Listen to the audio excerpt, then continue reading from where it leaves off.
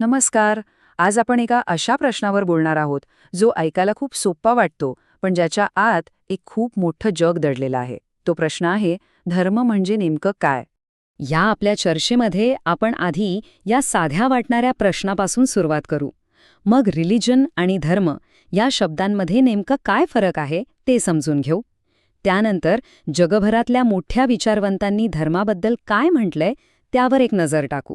मग धर्म फक्त श्रद्धा नसून एक पूर्ण जीवनपद्धती कशी असू शकते हे पाहू. आणि शेवटी या सगळ्या वेगवेगळ्या विचारांमध्ये एक समान धागा आहे का तो शोधूया. चला तर मग सुरू करूया. चला आपल्या प्रवासाच्या पहिल्या टप्प्याकडे वळूया, जिथे प्रश्न सोपा आहे पण उत्तर तेवढं सोपं नाही. हाच तो प्रश्न आहे, ज्याच्या भोवती आपलं सगळं आयुष्य, आपला समाज, आपला इतिहास फिरत असतो. आपण रोजच्या बोलण्यात धर्म हा शब्द इतक्या सहज वापरतो, पण कधी थांबून विचार केलाय का की याचा खरा अर्थ काय आहे? आणि गंमत म्हणजे या प्रश्नाचं उत्तर सोपं नाहीये. कारण आज धर्मावर इतके वेगवेगळे पंथ, इतके विचार येऊन बसले आहेत की धर्माचं खरं मूळ रूप काय आहे हे ओळखणंच अवघड झालंय. आता ह्या विषयाच्या खोलात जाण्यासाठी आपल्याला दोन खूप महत्वाच्या संकल्पनांमधला फरक समजून घ्यावा लागेल. आणि हा फरक खूप इंटरेस्टिंग आहे. इथे बघा, दोन पूर्णपणे वेगळे दृष्टिकोन दिसतात. पश्चिमेकडे रिलिजन म्हणजे काय, तर काही विशिष्ट श्रद्धा, काही नियम, काही प्रथा यांची एक सिस्टीम. पण आपल्याकडे पौर्वात्य विचारांमध्ये धर्म म्हणजे काय, तर जे सगळ्यांना एकत्र धरून ठेवतं, जे आपल्यातला वेगळेपणा मिटवतं. म्हणजे एकीकडे एक सिस्टीम आहे तर दुसरीकडे एक जोडणारं तत्व आहे. धर्माची ही संकल्पना आणखीनच खोल आहे. धर्म म्हणजे कोणत्याही गोष्टीचा मूळ स्वभाव, जो कधीच बदलत नाही. म्हणजे बघा, आगीचा धर्म काय?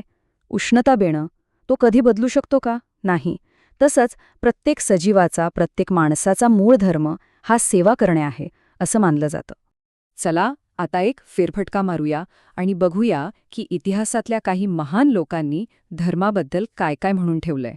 सुरुवातच करूया एका जबरदस्त विचाराने. कार्ल मार्क्स म्हणायचे की धर्म म्हणजे लोकांसाठी अफू.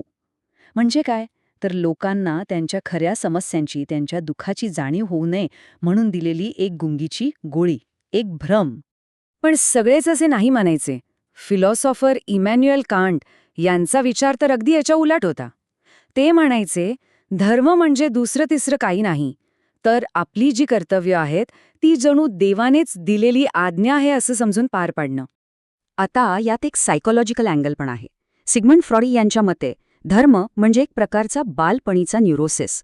म्हणजे जसं लहान मूल स्वतःच्या संरक्षणासाठी आईवडिलांवर अवलंबून असतं, तसंच मोठं झाल्यावर माणूस एका अदृश्य शक्तीवर अवलंबून राहतो. ही एक मानसिक गरज आहे असं त्यांचं म्हणणं होतं. आणि शेवटी जॉर्ज बर्नार्ड शॉ, जे ह्या सगळ्या गोंधळात एक सुंदर गोष्ट शोधून काढतात. ते म्हणतात, धर्म एकच आहे, फक्त त्याची रूपं शेकडो आहेत. म्हणजे बाहेरून कितीही वेगवेगळे दिसत असले तरी आतला गाभा, आतलं सत्य एकच आहे. बरं, आतापर्यंत आपण फक्त व्याख्या पाहिल्या. पण धर्म म्हणजे फक्त काही विचार किंवा पुस्तकं आहेत का? नाही, तो एक जगण्याचा मार्ग आहे, एक जीवन पद्धती आहे. आणि हे समजून घेण्यासाठी आपण हिंदू धर्माचं उदाहरण घेऊया. इथे सगळ्यात महत्वाचं काय आहे माहितीये? धर्म फक्त देवळात किंवा पूजेपुरता मर्यादित राहत नाही, तो तुमच्या जगण्याचा भाग बनतो. मानवता, शांती आणि स्वतःला ओळखण्याचा एक मार्ग बनतो. आणि या जीवनपद्धतीचं महत्त्व किती आहे हे या आकड्यावरून लक्षात येईल. जगभरात जवळपास 1.2 अब्ज लोक या जीवनशैलीचं पालन करतात.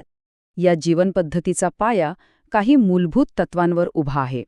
जसं की कर्म, म्हणजे तुम्ही जे कराल तेच तुम्हाला परत मिळेल.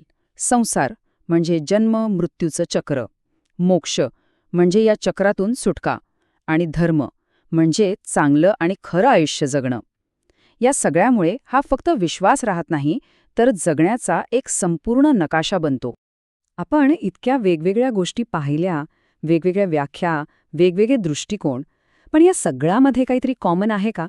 काही एक समान धागा आहे का, जो या सगळ्यांना एकत्र बांधतो? या प्रश्नाचं उत्तर सुफी संत रुमी यांच्या एका वाक्यात मिळतं. ते म्हणतात, दिवे वेगवेगळे आहेत पण प्रकाश एकच आहे. काय सुंदर विचार आहे नाही का? म्हणजे मार्ग, पंथ, नाव वेगवेगळी असली तरी त्या सगळ्यांच्या आतून येणारा जो प्रकाश आहे, जे सत्य आहे, ते एकच आहे. याचाच अर्थ की जर आपण हे सगळे बाहेरचे विधी, सिद्धांत, कर्मकांड बाजूला ठेवले तर धर्माचं खरं सार एकाच शब्दात सापडतं आणि तो शब्द आहे सेवा. मग ती देवाची सेवा असो, माणसांची सेवा असो किंवा आपल्या कुटुंबाची. कारण आपण आधी पाहिल्याप्रमाणे सेवा हाच प्रत्येक सजीवाचा मूळ धर्म आहे. आणि शेवटी महर्षी व्यासांनी महाभारतात जे म्हटलंय ते या संपूर्ण चर्चेचं सार आहे. परोपकाराय पुण्याय पापाय परपीडनम. म्हणजे दुसऱ्यांची मदत करणं हेच पुण्य आहे, तोच धर्म आहे, आणि दुसऱ्यांना त्रास देणं हेच पाप आहे. खरंच यापेक्षा सोपी आणि सुंदर व्याख्या असू शकते का धर्माची? नक्कीच विचार करण्यासारखी गोष्ट आहे.